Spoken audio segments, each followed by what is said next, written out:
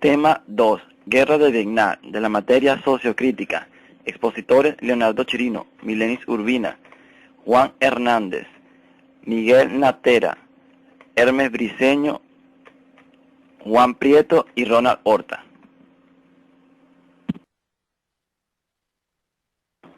La Guerra de Vietnam, llamada también Segunda Guerra de Indochina, fue el conflicto bélico que enfrentó entre 1955 y 1975 a Vietnam del Sur con el apoyo de Estados Unidos contra Vietnam del Norte, que contaba con el respaldo de China y la Unión Soviética, en el contexto general de la Guerra Fría. Tras el fin del conflicto, con el armisticio entre el sur y el norte, la Guerra de Vietnam quedó marcada en la historia como la primera derrota bélica de los Estados Unidos. Las fracciones en el conflicto fueron: por un lado, la República Democrática de Vietnam, con el apoyo de movimientos guerrilleros survietnamitas como el Vietcong o Frente de Liberación Nacional, y de suministros soviéticos y chinos. Por el otro lado, los Estados Unidos, con todo su poder militar y logístico y el apoyo de la República de Vietnam. En ayuda de los estadounidenses también participaron tropas de combate de Australia, Corea del Sur, Filipinas, Nueva Zelanda y Tailandia. Otros países como Alemania, Irán, Marruecos, Reino Unido y Suiza contribuyeron con suministros de guerra y equipamientos médicos.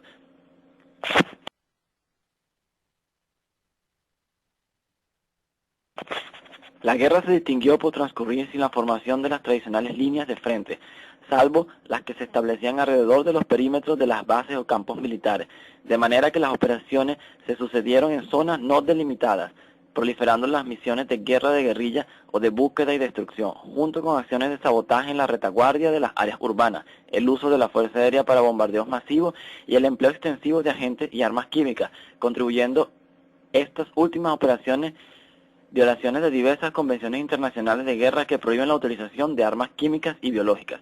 La cobertura del conflicto realizada por los medios de comunicación permitió la denuncia de las frecuentes violaciones y abusos contra los derechos humanos cometidos por los dos bandos.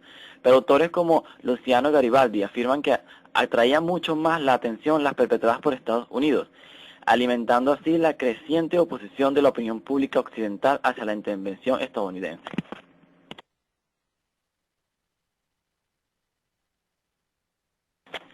Ante la contestación y división de la sociedad estadounidense, los acuerdos de paz de París en 1973 supusieron la retirada de las tropas estadounidenses en el cese de su intervención directa, pero no lograron poner fin al conflicto. Este prosiguió hasta que en 1975, tras la toma de Saigón, se forzó la rendición incondicional de las tropas survietnamitas y la unificación del país bajo el control del gobierno comunista de Vietnam del Norte con el nombre de la República Socialista de Vietnam el 2 de julio de 1976.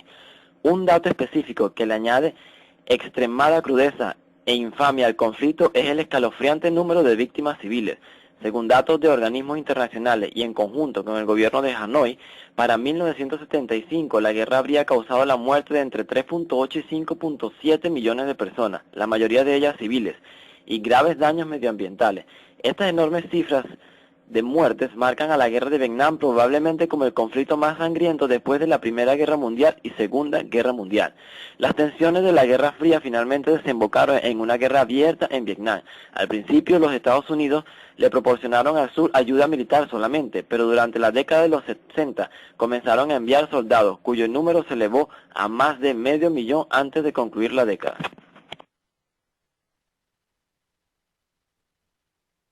Origen de Vietnam. La historia de Vietnam comenzó en el siglo XII con el grupo de pueblos desplazados por la invasión mongola. El rey vietnamita Tran Nam Tong utilizó sus dotes diplomáticos para alcanzar un acuerdo de paz. Vietnam accedió a pagar tributos a China para evitar más enfrentamientos. Este periodo de independencia y de expansión del reino finalizó a mediados del siglo XX, cuando el país fue invadido por el Imperio francés.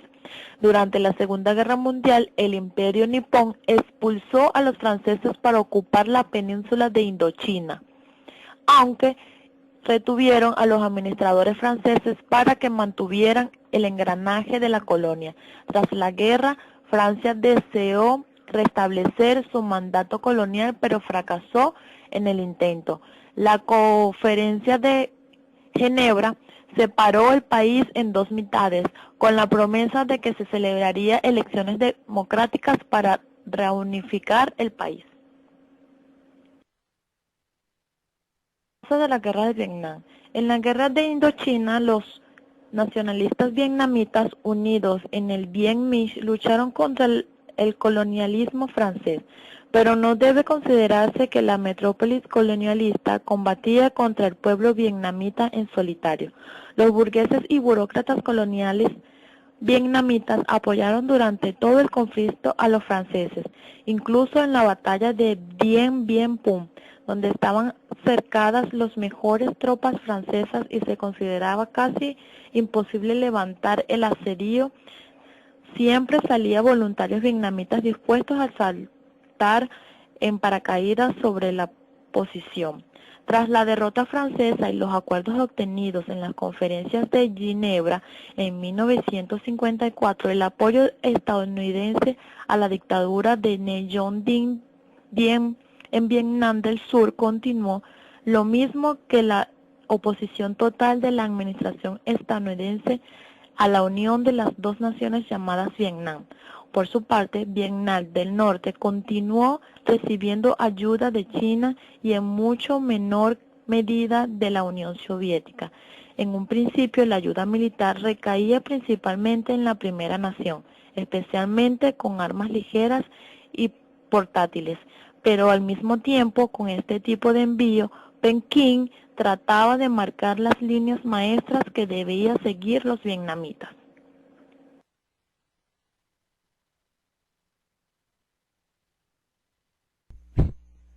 Saludos, soy Juan Hernández y voy a hablar de Vietnam no se reunifica. Aunque en los acuerdos de Ginebra se aprueba la independencia de Camboya y Laos, Vietnam del Norte y Vietnam del Sur se incluyó una cláusula por la cual se celebraría un referéndum en 1958 para decidir si los dos Vietnam se seguirían por separado o se reunificarían. Pero antes de que dicho referéndum se llevara a cabo, el 30 de abril de 1955, Nguyen Dinh Diem dio un golpe de estado con el apoyo de la CIA y de las tropas estadounidenses presentes como asesores militares. Impuso una férrea tiranía basada en tres personas, quien era él mismo, su hermano Nguyen Dinh Nu y la mujer de su hermano. También anuló las elecciones de 1958 ante su previsible derrota. Al mismo tiempo, la escasa entidad de Vietnam del Sur como país y la enorme corrupción existente en el gobierno provocó que la dictadura de Nguyen Dinh Diem se hiciese tremendamente impopular. Ante esta situación ocurrieron dos acciones paralelas, pero muy complementarias. Entre estas está el comienzo de la presión de Vietnam del Norte sobre el Sur, en forma de entrega de suministros y armas a los opositores a la dictadura estadounidense, o mejor dicho, pro-estadounidense. La segunda es la lenta creación de un movimiento de resistencia contra la dictadura del presidente Diem, denominado Frente Nacional de Liberación de Vietnam, mejor conocido como el Vietcong. El Vietcong comenzó la lucha en 1960 como respuesta a los sangrientos ataques gubernamentales y lograr la caída de la dictadura de Saigón y la reunificación del país. Su táctica consistía en la guerra de guerrillas, que tantos éxitos le trajo en el conflicto anterior como régimen de la colonia francesa.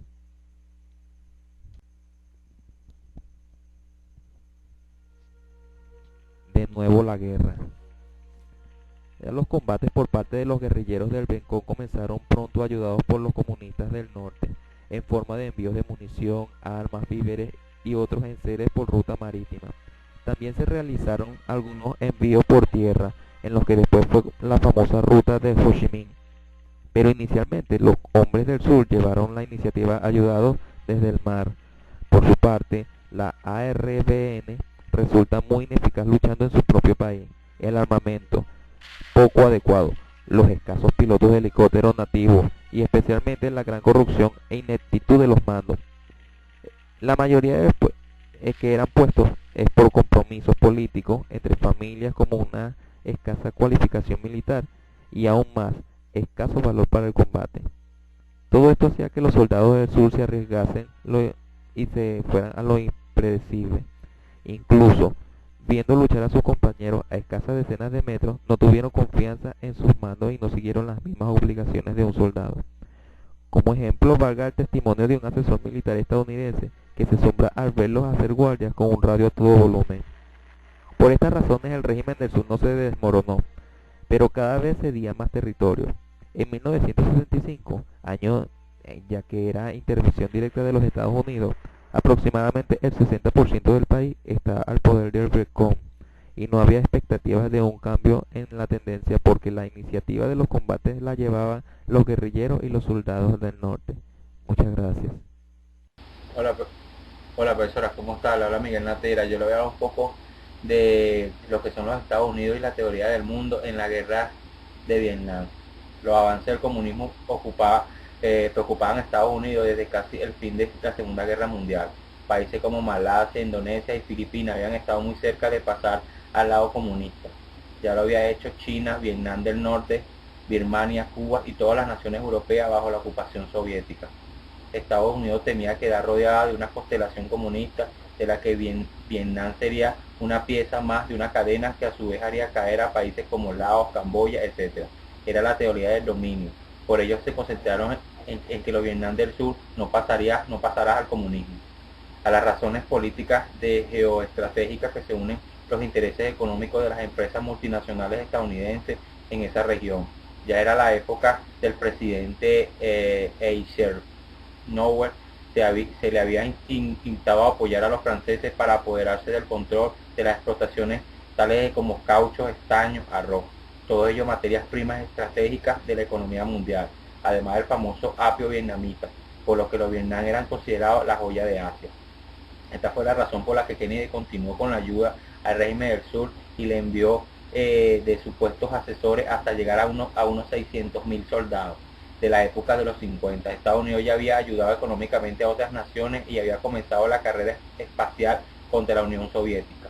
Y para conseguir que países de la región no cambiaran de bando, había aprobado golpes de Estado e impuesto crueles dictaduras. Los caos de Indonesia y Filipinas fueron éxitos y las posibilidades de repetirlo se consideraba posible. Al principio los asesores estadounidenses estaban allí para incluir al ejército de Vietnam del Sur en táctica, mantenimiento de aviones y helicópteros, formación de una defensa irregular en las tierras y otras funciones auxiliares, pero no tenían permiso para intervenir en los combates y mucho menos para preparar acciones contra los guerrilleros, aunque se rumorea que más de una vez se saltaron esta prohibición en la que sería quizá la primera de una larga lista de violaciones jurídicas e ilegales que harían famosa esta guerra.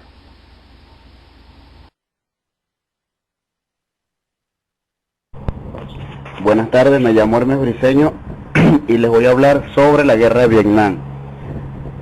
Vamos a enfatizar, ¿verdad?, un poco cómo fueron algunas maniobras o lecciones en la cual empezó esta guerra, no, algunas maniobras en general, ¿no? Primero, hubieron varios implementos, ¿verdad?, para esta guerra, ¿no? Uno de ellos, cabe destacar, ¿no?, el uso del helicóptero para disponer de la movilidad necesaria en un país montañoso y selvático, y también como plataforma de ataque. Así surgió el primer helicóptero artillado, el AH-1H, más conocido como Cobra, y el UH-IH o Wei. Solo con verlo la mayoría de las personas lo asocian a Vietnam, ambos aún en servicio a principios del siglo XXI. También contaban, ¿verdad?, obviamente con equipos móviles, radio, localizadores en esta época, ¿no?, que eran los radios. También se puede destacar un gran despliegue de la artillería, incluso el intransportada si fuese preciso. También maniobras como buscar al enemigo en campo abierto y obligarlo a practicar una lucha convencional. También empleo de infantería y caballería ligera, preparadas para andar sobre terreno poco apto. Así los vehículos pesados como el tanque Sheridan fueron fácil blanco para las armas anticarro portátiles. Cabe destacar que de esta manera pronto estuvieron disponibles batallones de caballería aérea y gran cantidad de helicópteros, pero el Vietcong tomó una buena nota de estas tácticas para no repetir los errores dos veces.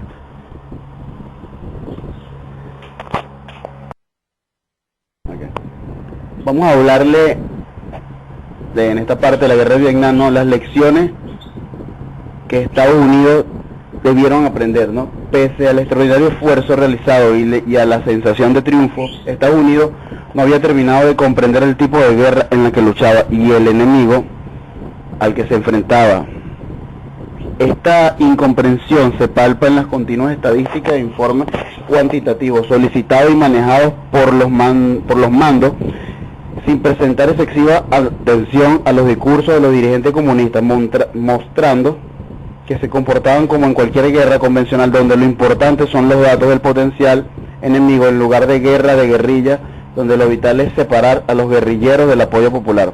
Asimismo, la zona desmilitarizada seguía siendo un foco de infiltración comunista, pese a los duros combates librados allí, pese a la línea McNamara y su avanzada tecnología y las baterías instaladas.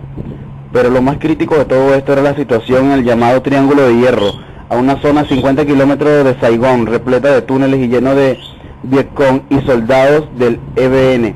Aquella zona siempre fue una daga sobre la capital del sur, a medio camino entre los refugios seguros en Camboya y la principal ciudad del sur, junto a sus áreas más ricas. Mi nombre es Ronald Horta y el punto a tratar sobre la guerra de Vietnam es la rendición incondicional. Fíjense que a las 00 horas del 29 de abril, Saigón fue atacada por todas las direcciones, excepto desde el mar. Por la zona desmilitarizada penetraron más unidades, lo mismo que desde Laos y desde el centro del norte de Camboya. En un bosque de caucho próximo a Dao Giay aguardaba una unidad de ataque en profundidad formada por una brigada de carros de combate, un regimiento de infantería y algunas unidades más. Llevaban los vehículos camuflados con ramas, los brazos con cintas rojas para distinguirse y uniformes impecables para tomar la capital. El general Cao Van Bien firmó la orden de resistir con la frase «defender hasta la muerte, hasta el final, la porción de tierra que nos queda». Poco después desertaba de su puesto y huía del país. A las 15 horas del 29 de abril, los transportes, los blindados y carros de combate de la unidad de ataque en profundidad salieron del bosque y llegaron a la capital aplastando toda resistencia que pudieron encontrar. Al día siguiente llegaron a Saigón mientras la gente se trataba de huir por cualquier medio y con asombro. Ocuparon las calles de la capital avanzando hacia el cuartel general del Estado Mayor, el Palacio de la Independencia, el cuartel general de la zona capital especial, el directorio general de la policía y el aeródromo de Tan Son Nhut con enorme rapidez. Hasta los periodistas quedaron sorprendidos cuando recibieron la noticia de que habían penetrado el Palacio Presidencial. Los tanquistas vietnamitas tuvieron la cortesía de repetir el acto poco después para que los pudiesen fotografiar. Era la caída de Saigón. Las repercusiones de este conflicto son, en Estados Unidos, los bombardeos masivos y la crueldad de la guerra transmitida por vez primera por los medios de comunicación terminaron de cambiar la imagen que aún había en muchas regiones de Estados Unidos y especialmente los estadounidenses de sí mismos. La imagen de un país enorme aplastando a otro pequeño y la de sus soldados cometiendo matanzas y fuera y dentro resultaron demoledoras, dejando aplastado pero no muerto el espíritu del destino de manifiesto. Ahora, para Vietnam, la derrota de Saigón y sus aliados no trajo la paz a Vietnam, como el cambio de su nombre de su fiesta nacional por Día de la Paz, que se pudiera hacernos creer. Pocos años después, la nación invadía Camboya y los hombres de las balsas, los refugiados, siguieron aumentando sin que ningún país quisiera hacerse cargo de ellos. Aunque la invasión de sus vecinos trajo la liberación de los camboyanos de su régimen maoísta, uno de los más sanguinarios del planeta, si no el peor, no logró la paz. Las luchas con lo que quedaba de los Jemeres Rojos se prolongaron durante más de una década, con continuos anuncios de retirada que se aplazaban o no se cumplían, hasta que en los años 90 se celebraron elecciones en aquel país. El antiguo Vietnam del Norte perdió 70% de su infraestructura industrial y de transporte, además de 3.000 escuelas, 15 centros universitarios y 10 hospitales. El medio ambiente vietnamita quedó profundamente dañado por la utilización del agente naranja que defolió grandes extensiones de selva que no han vuelto a recuperarse por la invasión del bambú y otras plantas. Pero lo peor aún fueron los efectos de la población de esas sustancias, aparentemente inocuas para los humanos, con miles de abortos prematuros, esterilidad, especialmente dolorosa para las mujeres de los medios rurales, y nacimientos con malformaciones, a lo que debe añadirse a todos los hijos ilegítimos de rasgos caucásicos y africanos dejados en la pobreza y marginación por soldados de Estados Unidos. Gracias.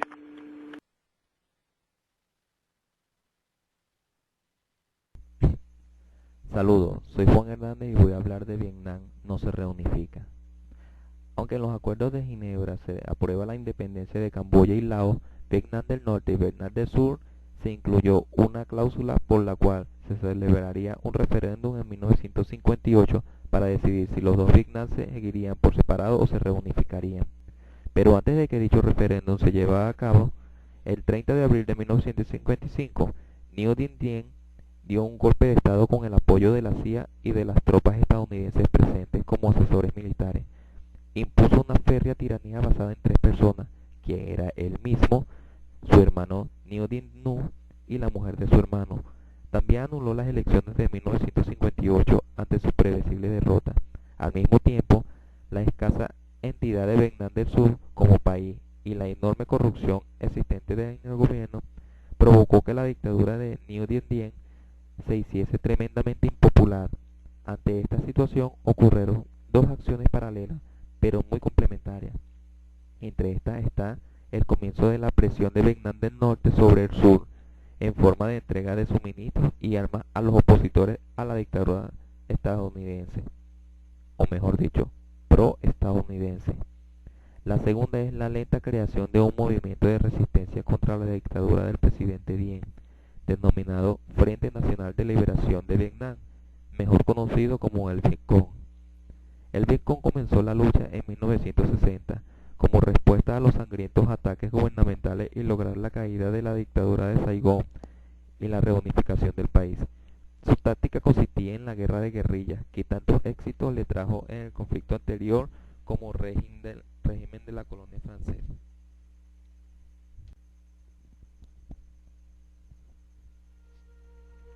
De nuevo la guerra. Los combates por parte de los guerrilleros del Vietcong comenzaron pronto, ayudados por los comunistas del norte, en forma de envíos de munición, armas, víveres y otros enseres por ruta marítima.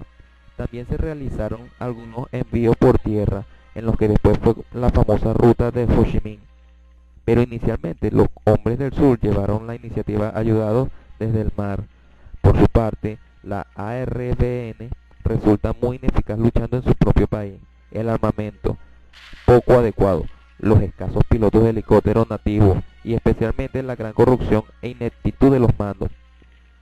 La mayoría de que eran puestos es por compromisos políticos entre familias, como una escasa cualificación militar y aún más escaso valor para el combate. Todo esto hacía que los soldados del sur se arriesgasen y se fueran a lo impredecible. Incluso viendo luchar a sus compañeros a escasas decenas de metros, no tuvieron confianza en sus mandos y no siguieron las mismas obligaciones de un soldado. Como ejemplo, valga el testimonio de un asesor militar estadounidense que se asombra al verlos hacer guardias con un radio a todo volumen. Por estas razones el régimen del sur no se desmoronó, pero cada vez cedía más territorio. En 1965, año ya que era intervención directa de los Estados Unidos, aproximadamente el 60% del país está al poder del Vietcong y no había expectativas de un cambio en la tendencia, porque la iniciativa de los combates la llevaban los guerrilleros y los soldados del norte. Muchas gracias. Hola profesora, ¿cómo está? Le habla Miguel Natera. Yo le voy a hablar un poco de lo que son los Estados Unidos y la teoría del mundo en la guerra de Vietnam. Los avances del comunismo preocupaban a Estados Unidos desde casi el fin de la Segunda Guerra Mundial. Países como Malasia, Indonesia y Filipinas habían estado muy cerca de pasar al lado comunista. Ya lo había hecho China, Vietnam del Norte, Birmania, Cuba y todas las naciones europeas bajo la ocupación soviética. Estados Unidos temía quedar rodeada de una constelación comunista, de la que Vietnam sería una pieza más de una cadena que a su vez haría caer a países como Laos, Camboya, etc. Era la teoría del dominio. Por ello se concentraron en que los Vietnam del Sur no pasará al comunismo. A las razones políticas geoestratégicas que se unen los intereses económicos de las empresas multinacionales estadounidenses en esa región. Ya era la época del presidente Eisenhower, se le había instado a apoyar a los franceses para apoderarse del control de las explotaciones tales como caucho, estaño, arroz, todo ello materias primas estratégicas de la economía mundial, además del famoso apio vietnamita, por lo que los Vietnam eran considerados la joya de Asia. Esta fue la razón por la que Kennedy continuó con la ayuda al régimen del sur y le envió de supuestos asesores hasta llegar a unos 600.000 soldados de la época de los 50. Estados Unidos ya había ayudado económicamente a otras naciones y había comenzado la carrera espacial contra la Unión Soviética. Y para conseguir que países de la región no cambiaran de bando, había aprobado golpes de Estado e impuesto crueles dictaduras. Los caos de Indonesia y Filipinas fueron éxitos y las posibilidades de repetirlo se consideraba posible. Al principio los asesores estadounidenses estaban allí para incluir al ejército de Vietnam del Sur en táctica, mantenimiento de aviones y helicópteros, formación de una defensa irregular en las tierras y otras funciones auxiliares, pero no tenían permiso para intervenir en los combates y mucho menos para preparar acciones contra los guerrilleros, aunque se rumorea que más de una vez se saltaron esta prohibición en la que sería quizá la primera de una larga lista de violaciones jurídicas e ilegales que harían famosa esta guerra.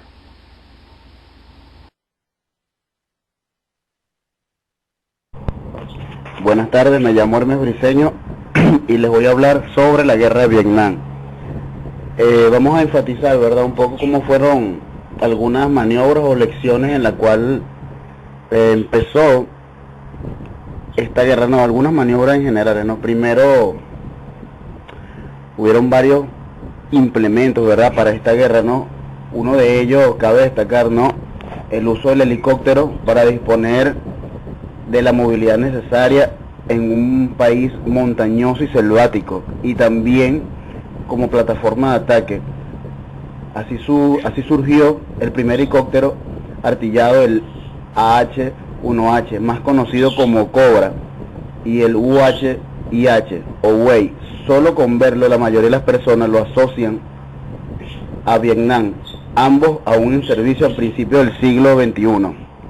También contaban, ¿verdad?, obviamente con equipos móviles, radio, localizadores en esta época, ¿no?, que eran los radios. También se puede destacar un gran despliegue de la artillería, incluso el intransportada si fuese preciso. También maniobras como buscar al enemigo en campo abierto y obligarlo a practicar una lucha convencional. También empleo de infantería y caballería ligera, preparadas para andar sobre terreno poco apto. Así los vehículos pesados como el tanque Sheridan fueron fácil blanco para las armas anticarro portátiles. Cabe destacar que de esta manera pronto estuvieron disponibles batallones de caballería aérea y gran cantidad de helicópteros, pero el Vietcong tomó una buena nota de estas tácticas para no repetir los errores dos veces.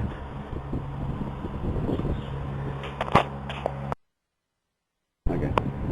Vamos a hablarle en esta parte de la guerra de Vietnam, ¿no?, las lecciones que Estados Unidos debieron aprender, ¿no? Pese al extraordinario esfuerzo realizado y a la sensación de triunfo, Estados Unidos no había terminado de comprender el tipo de guerra en la que luchaba y el enemigo al que se enfrentaba.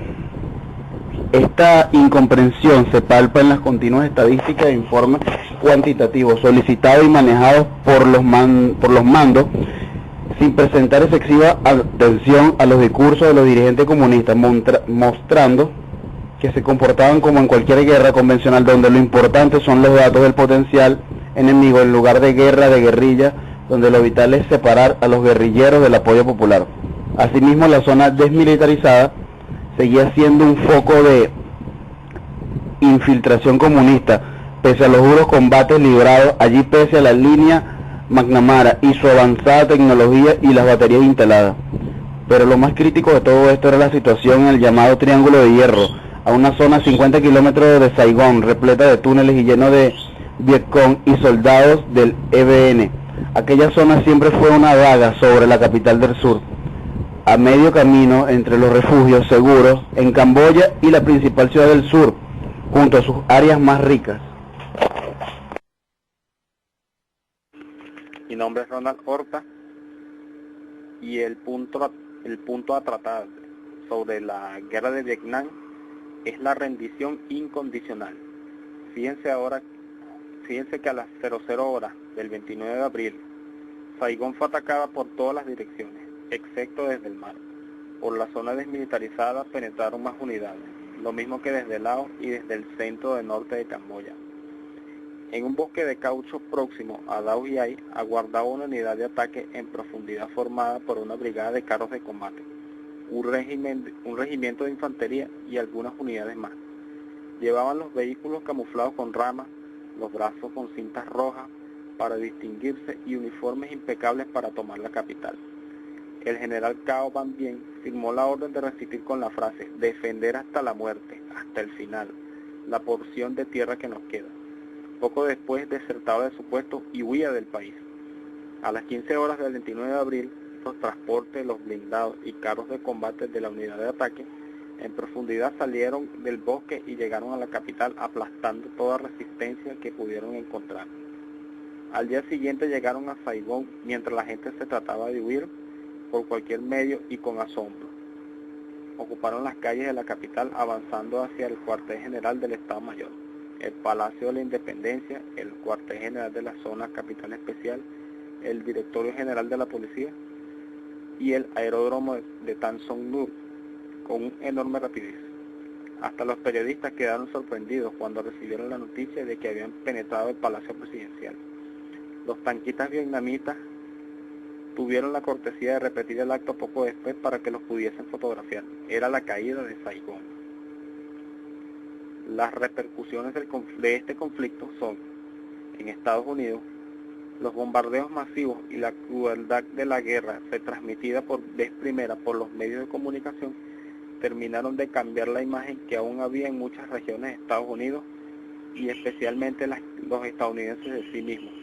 La imagen de un país enorme aplastando a otro pequeño y la de sus soldados cometiendo matanzas y fuera y dentro resultaron demoledoras, dejando aplastado pero no muerto el espíritu del destino de manifiesto. Ahora, para Vietnam, la derrota de Saigón y sus aliados no trajo la paz a Vietnam, como el cambio de su nombre de su fiesta nacional por Día de la Paz, que se pudiera hacernos creer.